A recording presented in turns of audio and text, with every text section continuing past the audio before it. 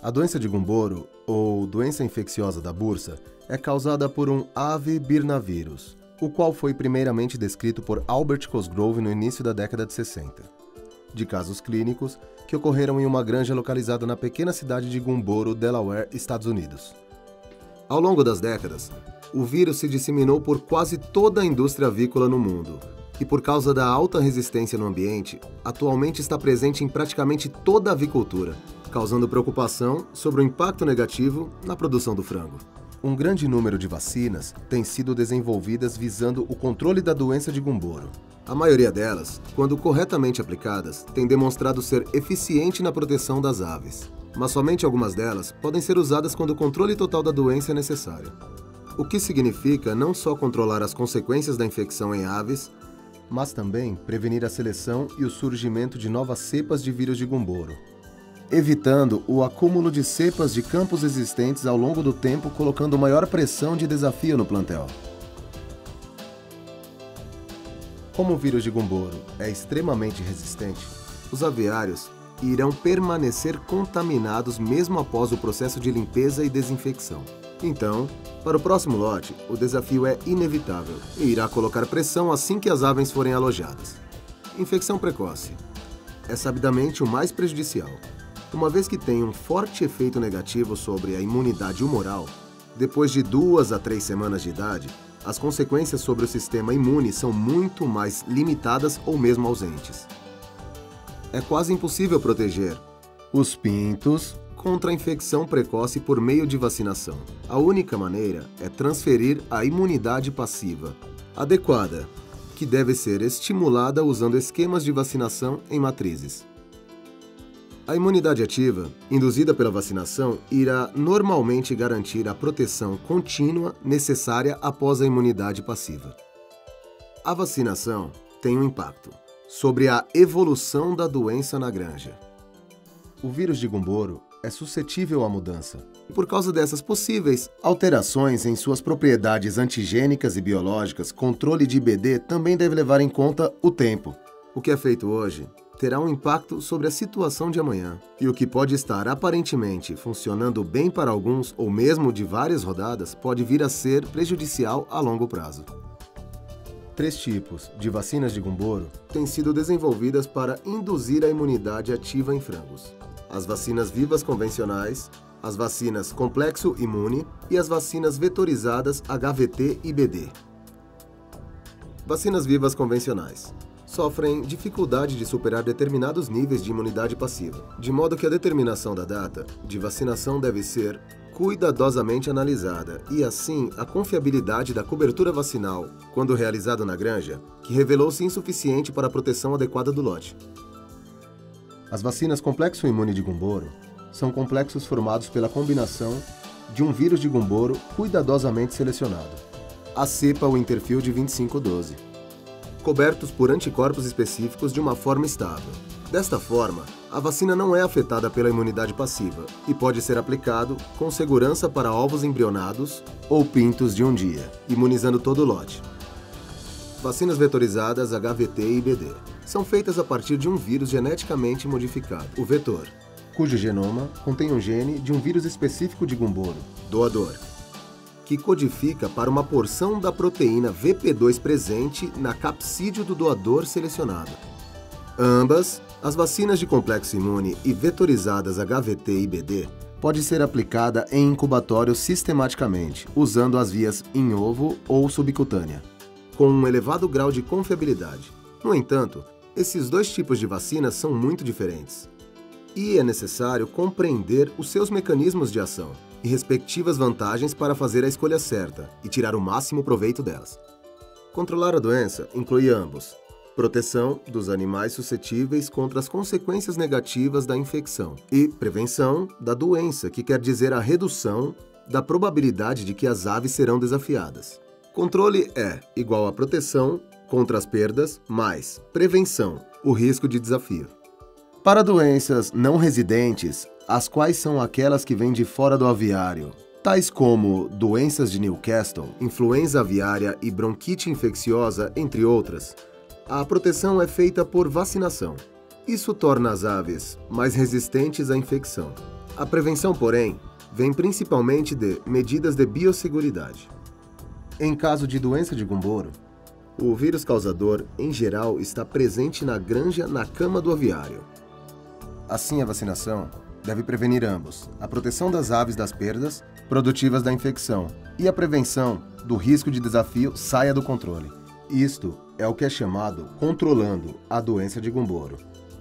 Por este motivo, os objetivos do programa de vacinação de Gumboro devem ser assegurar a contínua proteção contra a infecção pelos vírus de Gumboro residentes da granja e também prevenir o aumento de pressão viral ciclo após ciclo e prevenir a evolução do vírus de Gumboro da granja para um vírus que poderá escapar do programa de proteção.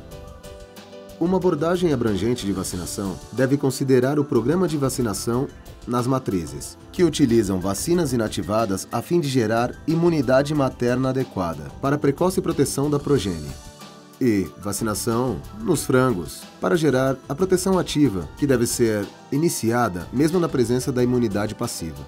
E isto irá assegurar a continuidade da proteção. Assim, uma vacina de Gumboro efetiva deve ser capaz de ser aplicada com sucesso, na presença de imunidade passiva, sem causar qualquer dano ao sistema imune, ou de qualquer outro efeito colateral prejudicial. Então, uma vacina de Gumboro ideal deve ser eficaz não apenas para proteger os frangos, mas fazendo com que os frangos fiquem resistentes à infecção. E assim, a excreção do vírus de campo vai ser reduzido, diminuindo a pressão para a seleção antigênica no ambiente, limitando, assim, a probabilidade no surgimento de novas cepas. Em outras palavras, a vacina de Gumboro ideal deve ser capaz de controlar a doença de Gumboro. Todas as vacinas Viva convencional, imunocomplexo e vetorizada HVT-IBD têm demonstrado em condições de laboratório que, quando são aplicadas, são capazes de proteger contra as consequências da infecção.